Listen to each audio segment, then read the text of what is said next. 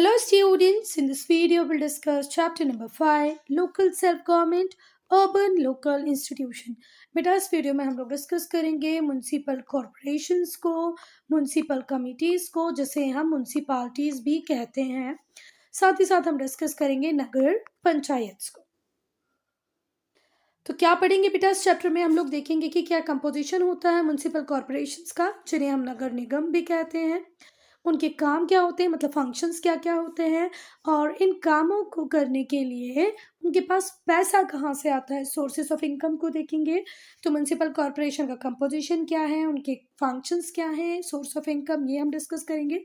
साथ ही साथ हम म्युनिसिपल कमिटीज, जिसे हम म्युनिसिपालिटी भी कहते हैं, हिंदी में नगर पालिका कहते हैं, उनका कंपोजिशन क्या होता है, उनके फंक्शंस क्या हैं, और भाई ये जो काम वो करते हैं उसके लिए पैसा, मतलब सोर्सेज ऑफ इनकम क्या है। फिर हम डिस्कस करेंगे कि भाई नगर पंचायत किसे कहते हैं। फिर जो अर्बन लोकल गवर्नमेंट है उसकी प्रॉब्लम्स को भी डिस्कस करेंगे कि भाई जब वो अपना काम करना चाहती है तो उन्हें कौन कौन सी प्रॉब्लम को फेस करना पड़ता है। Then limitations in efficient working of local self institution. Local self government institutions तो बेटा हमने बना दिए हैं, पर आज भी हमारा फ्रेमवर्क थोड़ा सा लूज है। अर्बन लोकल सेल्फ गवर्नमेंट हो या लोकल सेल्फ गवर्नमेंट हो, ये लोग अपने काम को प्रॉपर ऑटोनॉमी के साथ एफिशिएंटली नहीं कर पा रही हैं, तो उनकी क्या लिमिटेशन है वो डिस्कस करेंगे। चलो, तो बेटा अर्बन एरियाज की जब हम बात करते हैं तो अर्बन एरिया हम उस एरिया को कहते हैं जो टाउन या सिटी से रिलेटेड हो। ठीक है, अब हर टाउन का, हर सिटी का एक सेल्फ गवर्निंग इंस्टीट्यूशंस होता ही है ना। भले वो छोटा टाउन हो, बड़ा टाउन हो, छोटी सिटी हो, बड़ी सिटी हो, यहाँ पर सेल्फ गवर्नेंस की एक लॉन्ग हिस्ट्री रही है। अगर आप अशोकन पीरियड को उठा के देखें, गुप्ता रूलर्स की हिस्ट्री को पढ़ें, तो आपको पता चलेगा कि उस टाइम में भी ग्रास रूट लेवल पे कुछ इंस्टीट्यूशंस थे जो एक पर्टिकुलर सिटी के लिए, एक पर्टिकुलर विलेज के लिए रिस्पॉन्सिबल थे। तो हमारी लॉन्ग हिस्ट्री है कि हमारे टाउन्स और सिटीज़ को सेल्फ गवर्निंग इंस्टीट्यूशन से गवर्न करते हैं। जब लॉर्ड रिपन की रिजीम थी इंडिया में, तब जब ब्रिटिश रूल चल रहा था, तो लॉर्ड रिपन जब रूल कर रहे थे 1880 से 1884 फोर तक, तो प्रोविंशियल गवर्नमेंट्स बनाई गई थी, जिनका काम था कि भैया लोकल बोर्ड्स बनाए हर डिस्ट्रिक्ट में। और ये जो नेटवर्क होगा लोकल बोर्ड्स का, वही देखेंगे कि अर्बन एरियाज़ को, रूरल एरियाज़ को प्रॉपरली कैसे मेंटेन करना है। तो क्या इतनी बातें समझ में आई? अगर आप अर्बन एरिया की बात कर रहे हो, मतलब आप उस एरिया की बात कर रहे हो which is related to town और सिटी। अगर हम सेल्फ गवर्निंग इंस्टीट्यूशन की बात करें तो ये आज का कल का या 100 साल पुराना कंसेप्ट नहीं है। हम बीसीज में भी जाते हैं, बिफोर क्राइस्ट एरा में भी जाते हैं, बीसीई बिफोर कॉमन एरा भी जब हम जाते हैं, तो उसमें जब हम अशोकन पीरियड को देखते हैं, बाद में जब हम एडी में आते हैं, गुप्ता रूलर्स को देखते हैं, तब हमें पता चलता है कि हमारी कंट्री में लोकल सेल्फ गवर्निंग बॉडीज हमेशा से रही हैं। फिर जब ब्रिटिश रूल चल रहा था, जब लॉर्ड रिपन रिजीम थी, मतलब जब लॉर्ड रिपन रूल कर रहे थे 1880 से 1884 तक, तो उन्होंने भी प्रोविंशियल गवर्नमेंट्स को डायरेक्ट किया कि भाई आपको अपने हर डिस्ट्रिक्ट में लोकल बोर्ड का एक नेटवर्क बनाना है जो उस पर्टिकुलर एरिया के रिस्पॉन्सिबल होंगे। म्युनिसिपल कॉरपोरेशन जब पहली बार एस्टेब्लिश हुआ तो वो कहाँ पर एस्टेब्लिश हुआ था बच्चा? मुंबई, कोलकाता, चेन्नई। कब? लेट 19th सेंचुरी में। Municipal corporation were first established in the presidency town of Mumbai, Kolkata and Chennai. कब हुआ बच्चा? लेट 19th सेंचुरी में। अब लेट 19th सेंचुरी की बात जब हम कर रहे हैं तो हम मतलब 1890, 1880s की बात कर रहे हैं। ठीक है बात? Thereafter municipal bodies were set up in other towns, और धीरे धीरे करके फिर म्यूनसिपल बॉडीज सेटअप हुई डिफरेंट टाउन्स में, और ग्रेजुअली इनका नंबर बढ़ता ही गया, बढ़ता ही गया, बढ़ता ही गया। आज़ादी के बाद भी, जब हम इंडिपेंडेंट हो गए उसके बाद भी, जो म्यूनसिपल कॉरपोरेशन थे, म्यूनसिपल कमिटीज़ थी, जिन्हें हम म्यूनसिपालिटी भी कहते हैं, उन्हें सब्सटेंशियल पावर दी गई, रिस्पॉन्सिबिलिटी दी गई कि आप अपने अकॉर्डिंग अपना डेवलपमेंटल प्रोजेक्ट तैयार कर सकते हो। अगर आपके एरिया में इरिगेशन से रिलेटेड कोई प्रॉब्लम है, या ड्रिंकिंग वाटर की कोई प्रॉब्लम है, सैनिटेशन की कोई प्रॉब्लम है, तो आप उसको अपने लेवल पे सॉल्व कर सकते हो। आप स्टेट गवर्नमेंट से डिस्कस कर सकते हो कि भाई इस ये जो एरिया है इसमें ये चीज़ें चाहिए, आपको ये करना चाहिए। तो इतनी सब्सटेंशियल पावर हमने लोकल बॉडीज़ को दे दी। बेटा एक टाइम के बाद कब 1992 में ऐसा लगने लगा गवर्नमेंट को, अदर इंस्टीट्यूशंस को, कि भाई लोकल सेल्फ गवर्निंग बॉडीज जो हैं बहुत सारी प्रॉब्लम फेस कर रही हैं, उनके पास इनफ पावर नहीं है, कहीं कॉन्सेंट्रेशन ऑफ पावर है, तो हमें इसको थोड़ा सा रीमॉडल करने की ज़रूरत है। तो फिर हम कॉन्स्टिट्यूशन में 73rd और 74th अमेंडमेंट लेके आए। 73rd डील करता था पंचायती राज सिस्टम से, और 74th डील करता है म्यूनसिपालिटीज, म्यूनिसिपल कॉरपोरेशन, नगर पंचायत, अदर अर्बन बॉडीज से। तो हमने कॉन्स्टिट्यूशन में चेंज किए। कौन से चेंज किए? 73rd change, 74th change. तो कॉन्स्टिट्यूशन 74th अमेंडमेंट एक्ट 1993 ये किसकी बात करता है? ये कहता है बच्चा कि अब 3 टाइप के म्यूनसिपल इंस्टीट्यूशंस बनेंगे, उनमें सीट्स को रिजर्व किया जाएगा शेड्यूल्ड कास्ट के लिए, शेड्यूल्ड ट्राइब के लिए, विमेन के लिए। तो मतलब जो 73rd और जो 74th अमेंडमेंट आए ना बेटा, इनमें बहुत सारे ऐसे प्रोविजंस किए गए जिससे लोकल बॉडी को और स्ट्रेंथन किया जाए। शेड्यूल्ड कास्ट के लिए, शेड्यूल्ड ट्राइब के लिए सीट्स रिजर्व की गई, विमेन के लिए सीट्स रिजर्व की गई, स्टेट इलेक्शन कमीशन बनाने की बात की। मतलब बहुत ज़्यादा स्ट्रेंथन किया हमने अब हमारी अर्बन और रूरल सेल्फ गवर्नमेंट को। अब हम लोग देखेंगे म्युनिसिपल कॉरपोरेशंस को, जिन्हें हम नगर निगम भी कहते हैं, नगर निगम। चलो अब बेटा नगर निगम ये हिंदी वर्ड है ना। अब हिंदी वर्ड में मैं एस कैसे लगा दूं? नगर निगम थोड़ी बोल सकते है ना। म्युनिसिपल कॉरपोरेशन और नगर निगम, चलो मीनिंग पढ़ेंगे। तो जो म्युनिसिपल कॉरपोरेशन है ये इलेक्टेड बॉडी होती है जो रेस्पॉन्सिबल होती है सिविक अफेयर्स को रन करने के लिए, वो भी कहाँ पर? लार्ज सिटीज़ में। और लोगों की जितनी भी डिफरेंट नीड्स हैं जो उस पर्टिकुलर एरिया में रह रहे हैं उनका ध्यान रखती हैं, उन्हें सिविक एमेनिटीज़ देती हैं, पानी प्रोवाइड कर रही हैं, स्ट्रीट लाइट प्रोवाइड कर रही हैं, रोड्स को क्लीन करवा रही हैं। ऐसी इलेक्टेड बॉडी को हम क्या कहते हैं? Municipal corporation. पर यहाँ पर एक बात ध्यान रखना कि ये कहाँ पर बनती है? लार्ज सिटी में। क्लियर है? म्युनिसिपल कॉरपोरेशन एक इलेक्टेड बॉडी है जो रिस्पॉन्सिबल होती है सिविक अफेयर्स के लिए, और जो डिफरेंट नीड्स होती हैं लोगों की उसका भी ध्यान रखती है। कहाँ पर? लार्ज सिटी में। Constitution list 18 subject in the 12th schedule. Constitution ने 18 सब्जेक्ट को इंक्लूड किया है 12th शेड्यूल में। Which the municipal bodies have a duty to involve with, जिसके ऊपर काम करना किसकी रिस्पॉन्सिबिलिटी होती है? म्युनिसिपल बॉडीज की। 18 सब्जेक्ट हैं जो 12th शेड्यूल है उसमें है, जिसके लिए म्युनिसिपल बॉडी रिस्पॉन्सिबल होगी, है ना। फिर से ध्यान से सुनो कि कॉन्स्टिट्यूशन ने कितने सब्जेक्ट को इंक्लूड किया है? 18 सब्जेक्ट को। The constitution list 18 subject in the 12th schedule which the municipal bodies have a duty to involve with. Municipal bodies उनके लिए काम करेगी, उन मैटर्स को देखेगी, उन अफेयर्स की ये सारी रिस्पॉन्सिबिलिटी किसकी होगी? म्युनिसिपल बॉडीज की होगी। इसमें क्या क्या आ रहा है बच्चा? पहला तो town planning, proper town planning होनी चाहिए, रोड्स कहाँ से निकलने चाहिए, वाटर सप्लाई प्रॉपर हो, पब्लिक हेल्थ के लिए रिस्पॉन्सिबिलिटी ली जाए, स्लम को इम्प्रूव किया जाए। स्लम को इम्प्रूव करने का मतलब जहाँ जहाँ भी स्लम है धीरे धीरे करके वहाँ पर हम लोग पक्का हाउसेस बना दें, प्रॉपर रोड्स बना दें, प्रॉपर ड्रेनेज दे दें तो स्लम इम्प्रूवमेंट हो। पब्लिक एमिनिटीज़ जैसे स्ट्रीट लाइटिंग प्रोवाइड करना, पब्लिक पार्क्स देना, पब्लिक कन्वीनियंस मतलब सिटी बस वगैरह चलाना, लोकल ट्रांसपोर्ट नेटवर्क को डेवलप करना, ये सब काम किसका ही होगा? म्यूनसिपालिटीज़ का, म्यूनिसिपल कॉरपोरेशंस का ही होगा।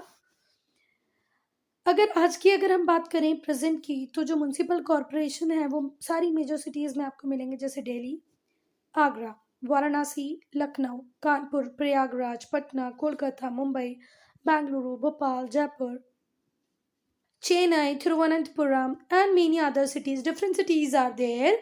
सबको तो इंक्लूड करना इस चैप्टर को अननेसेसरी लेंदी बना देता, तो आप इसमें से ही 5-6 को तो प्रॉपर लर्न कर ले कि भैया जैसे चेन्नई है, थिरुवनंतपुरम है, भोपाल है, बेंगलोर है, प्रयागराज है, वाराणसी है, लखनऊ है, कानपुर है। आपकी यूपी के तो देखो कितनी सारी सिटीज़ मिल रही हैं यहाँ पर। आगरा, वाराणसी, लखनऊ, कानपुर, प्रयागराज कितनी सारी मिल गई है ना। तो इन सब सिटीज़ को इंक्लूड किया गया है, इंक्लूड नहीं किया गया है, इन सब में म्युनिसिपल कॉरपोरेशन होगा। अब हम देखेंगे बेटा composition of the municipal corporation. ठीक है, कौन कौन लोग होते हैं म्यूनसिपल कॉरपोरेशन में, कैसे ये अपनी पावर को एक्सरसाइज करते हैं। यूजुअली जो एडमिनिस्ट्रेशन होता है ना बेटा कॉरपोरेशन का, वो इलेक्टेड काउंसिल के पास ही होता है। And the power of corporation are exercised by, power कैसे ये लोग एक्सरसाइज करते हैं, थ्रू जनरल काउंसिल। मेयर होता है वो अपने आप में एक बहुत पावरफुल व्यक्ति है। स्टैंडिंग कमिटीज़ होती हैं, म्यूनसिपल कमिश्नर होता है। ठीक है, पहले हम लोग जनरल काउंसिल को डिस्कस करेंगे। तो ये जो जनरल काउंसिल है, इसके अंदर इलेक्टेड मेंबर्स होते हैं, और ये इलेक्टेड मेंबर्स को इलेक्ट कौन करता है, एडल्ट सिटीजन्स, या हम कह दें रजिस्टर्ड वोटर्स। ठीक है, जितने भी रजिस्टर्ड वोटर होंगे एक एरिया के, एक सिटी के, वो सब वोट डालेंगे और जनरल काउंसिल को इलेक्ट करेंगे। फिर से ध्यान से सुनना, तो जो जनरल काउंसिल होता है उसमें मेंबर्स होते हैं इलेक्टेड, है ना। General council consist of members elected by the adult citizen registered as voter in the municipal area. एक म्यूनसिपल एरिया में जितने भी रजिस्टर्ड वोटर होंगे, एडल्ट सिटीजन होंगे, वो सब वोट करेंगे किसके लिए, जनरल काउंसिल के लिए।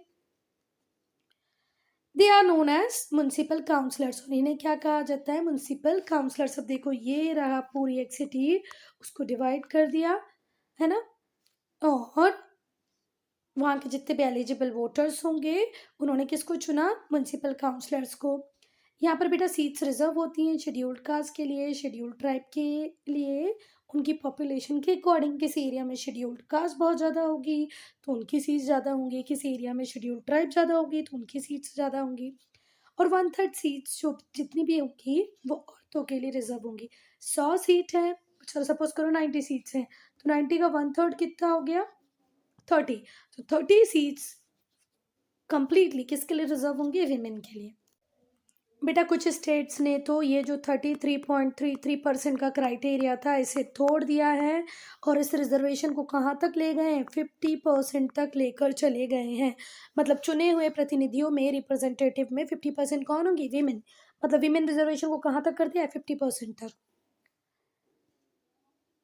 बेटा इलेक्टेड मेंबर्स के अलावा कुछ एल्डरमैन होते हैं जो सीनियर सिटीजन्स होते हैं, who are important and respected person of the city, city के important और respected person, वो भी काउंसिल का पार्ट होते हैं। इलेक्टेड मेंबर्स तो होते ही हैं, पर काउंसिल में कुछ एल्डरमैन भी होते हैं जो यूजुअली मोस्ट रिस्पेक्टेड पीपल होते हैं सिटी के, टाउन के। They are usually elected by councillors, और इन्हें इलेक्ट करके कौन लाते हैं, हमारे काउंसलर।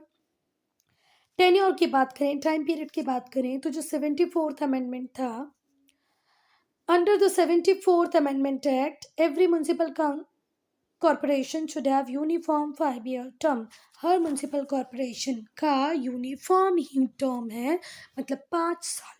जितने भी म्यूनसिपल कॉरपोरेशन होंगे वो सब चुने जाएंगे, काम करेंगे कितने सालों के लिए, 5 साल के लिए। In the event of dissolution, election will be compulsory held with in a 6 month. अगर किसी वजह से डिसोल्यूशन होता भी है तो विद इन अ 6 मंथ फिर से इलेक्शन कराना कंपलसरी है।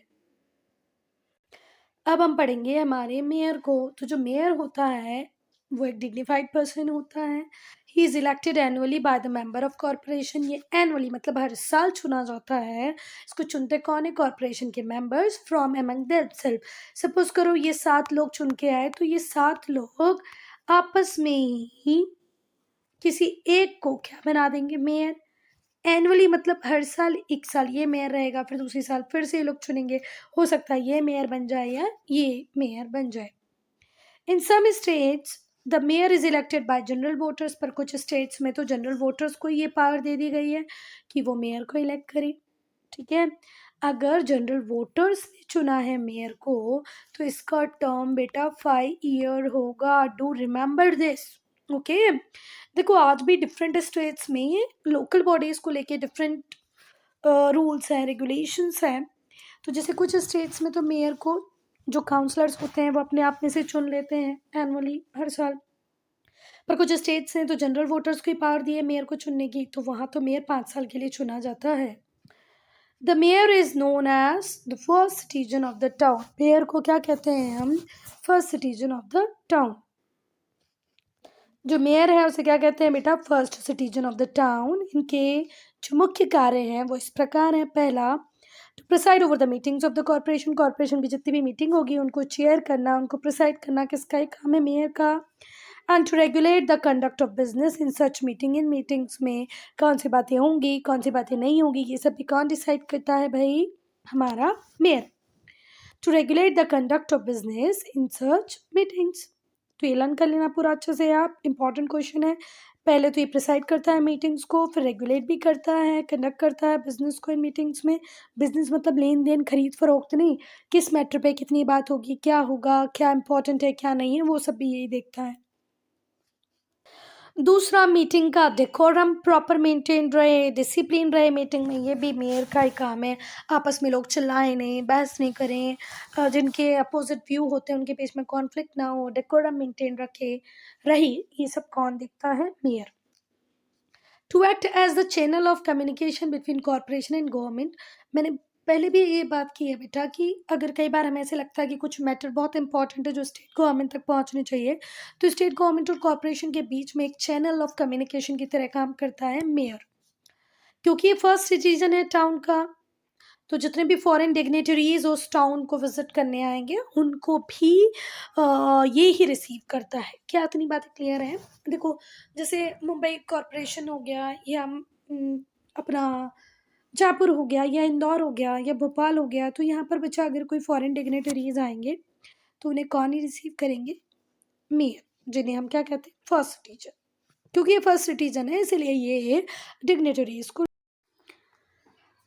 थर्ड पढ़ेंगे बेटा अब हम म्युनिसिपल कमिश्नर। तो जो म्युनिसिपल कमिश्नर होता है ये चीफ एग्जीक्यूटिव ऑफिसर होता है कॉरपोरेशन का। कॉरपोरेशन का सीईओ कौन होता है? Municipal commissioner. इसे अपॉइंट करती है या तो स्टेट गवर्नमेंट या यूनियन गवर्नमेंट, ठीक है?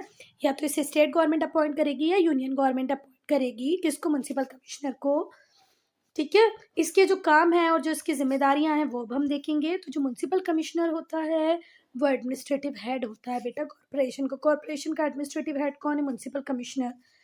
Therefore he gives necessary direction to all other officers, जितने भी ऑफिसर होंगे। देखो, एक म्युनिसिपालिटी में, एक म्युनिसिपल कॉर्पोरेशन में लगभग 1000 लोग भी होते हैं, तो उन हजारों लोगों के काम को कोऑर्डिनेट कराना, उन्हें नेसेसरी डायरेक्शन देना, क्या करना है क्या नहीं करना बताना, किसका काम है? म्युनिसिपल कमिश्नर का।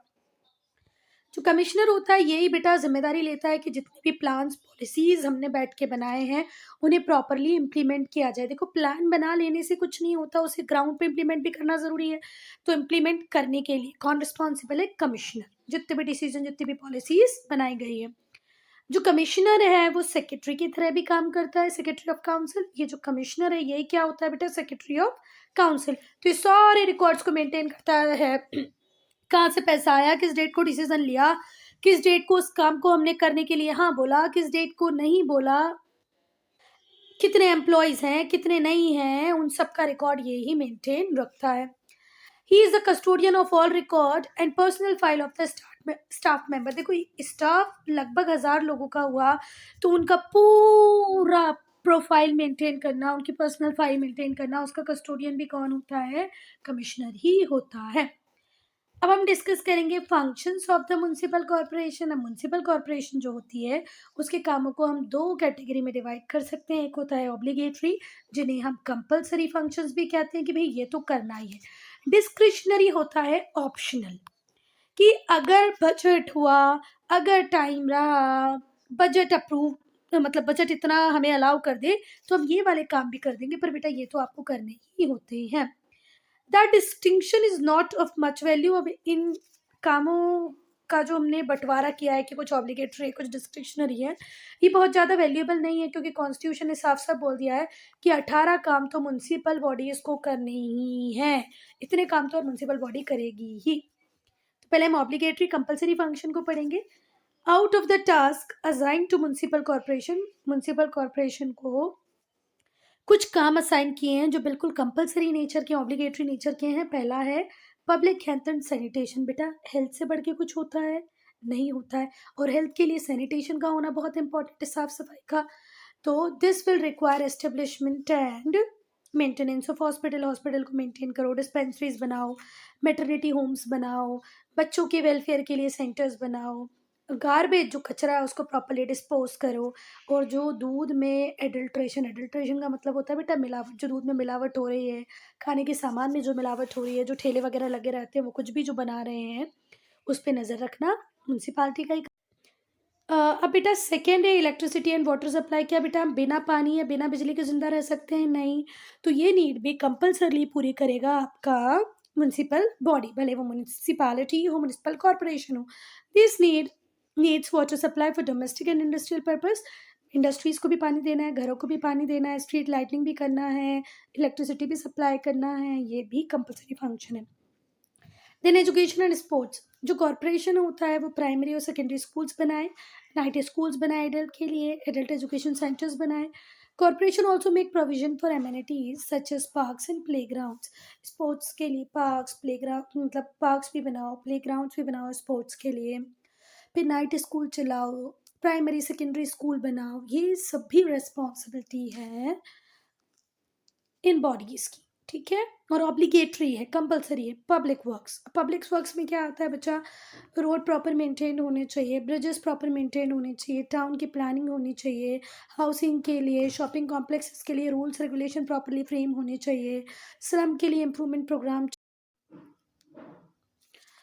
बेटा स्लम इम्प्रूवमेंट प्रोग्राम भी कौन ही चलाती है? हमारी म्यूनसिपल बॉडीज़ ही चलाती हैं कि भाई जितना बड़ा स्लम एरिया है वो छोटे से छोटा होता जाए, वहाँ पर पक्का हाउसेस बना दिए जाएँ, प्रॉपर ड्रेनेज हो, पब्लिक कन्वीनियंसेस का भी ध्यान रखना इनका एक काम है।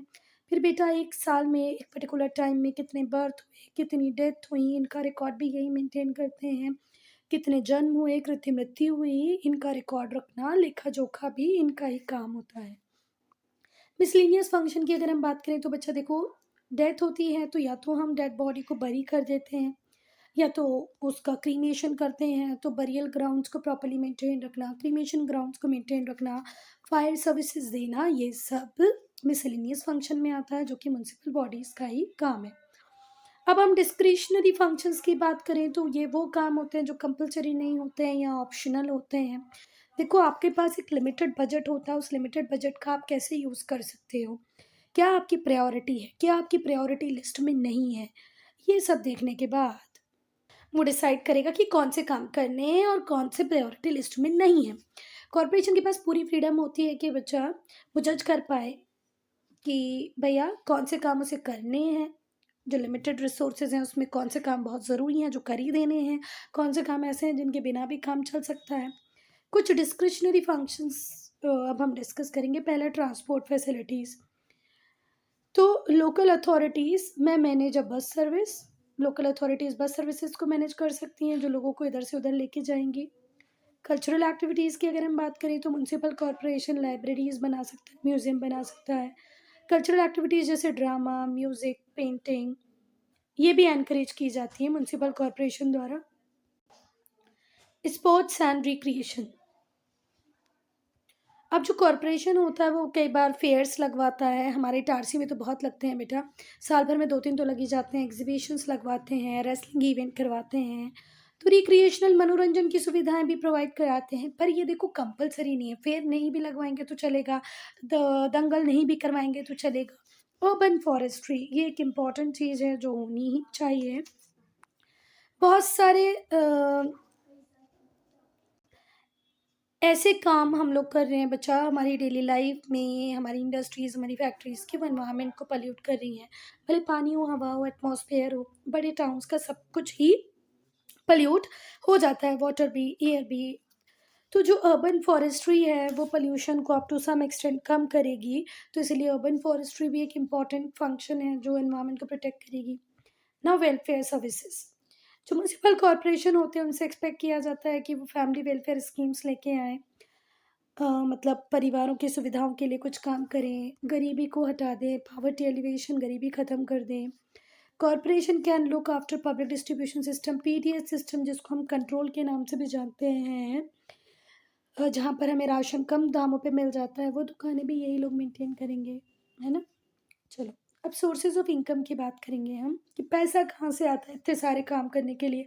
पार्क बनाना है, स्पोर्ट्स कॉम्प्लेक्सेस बनाने हैं, लोगों को कम दामों में अनाज देना है, इसके लिए पैसा कहाँ से आ रहा है? तो पहला इनकम फ्रॉम टैक्सेस। तो जो म्यूनसिपल कॉरपोरेशन है उसके पास राइट है कि वो कौन कौन से टैक्स लगाए। Property tax, tax on vehicle, tax on theatre, entertainment tax, tax on advertisement excluding the advertisement published in newspaper. Newspaper वाली एडवर्टीजमेंट ने दूसरी जो एडवर्टीजमेंट हो रही है उस पर ये टैक्स लगा सकते हैं। अगर कोई फेयर ऑर्गेनाइज हो रहा है, कोई रिक्रिएशनल काम कहीं पर हो रहा है तो उस पर एंटरटेनमेंट टैक्स लगा सकते हैं। थिएटर के ऊपर टैक्स ही लगाते हैं। प्रॉपर्टी व्हीकल के ऊपर ये टैक्स लगा सकते हैं। अदर सेसेस एंड रेट्स, जो म्यूनसिपल कॉरपोरेशन होता है उसको बहुत सारे ड्यूज मिलते हैं, जैसे education cess, cess on consumption of water and electricity, professions trade के ऊपर भी सेस मिलते हैं, टोल टैक्स, ऑक्ट्रॉय ड्यूटी। अच्छा, सेस वो अमाउंट होता है जिसको जिस हेड के अंतर्गत कलेक्ट किया जाता है उसके अंतर्गत ही उसे जिससे खर्च करना पड़ता है। जैसे मैंने अगर टैक्स लिया तो टैक्स को मैं एजुकेशन के ऊपर खर्च करूँ, हेल्थ के ऊपर खर्च करूँ, इंफ्रास्ट्रक्चर के ऊपर खर्च करूँ, ये गवर्नमेंट का अपना डिसीजन होता है। पर अगर एजुकेशन सेस के नाम पे जो पैसा लिया जाएगा उसको किसी और में खर्च नहीं कर सकते, उसको सिर्फ आपको फील्ड ऑफ एजुकेशन में ही खर्च करना है। ठीक है, अगर आप प्रोफेशन और ट्रेड के ऊपर कोई सेस ले रहे हैं तो उसको प्रोफेशनल डेवलपमेंट ट्रेड के लिए ही आपको खर्च करना पड़ेगा। ग्रांट इन एड, जो स्टेट गवर्नमेंट होती हैं वो बहुत सारी एड्स देती है म्यूनसिपल कॉरपोरेशन को टाइमली। जो म्यूनसिपल कॉरपोरेशन होते हैं जो यूनियन टेरिटरीज में होते हैं उन्हें सेंट्रल गवर्नमेंट एड देती है। कई बार एक बहुत बड़े अमाउंट में पैसा सेंट्रल गवर्नमेंट स्टेट गवर्नमेंट किसको देती है, म्यूनसिपल बॉडीज को देती है, so that they can do their work in a proper manner. Income from enterprises, जो म्यूनसिपल कॉरपोरेशन होती हैं वो प्रॉफिटेबल अंडरटेकिंग्स को सेटअप करती हैं, शॉपिंग सेंटर्स बनवाते हैं, जो भी एक सोर्स ऑफ इनकम बनते हैं। जो यूनियन और स्टेट गवर्नमेंट होती हैं ये एक्सपेक्ट करती हैं कि एडिकेट फंड कॉरपोरेशन के पास हो जिससे वो अपनी रिस्पॉन्सिबिलिटी को प्रॉपरली कैरी आउट कर पाए। बेटा हम लोग म्यूनसिपालिटीज को, नगर पालिकाज को डिस्कस करेंगे पार्ट 2 में। Okay, so I am ending this video here only.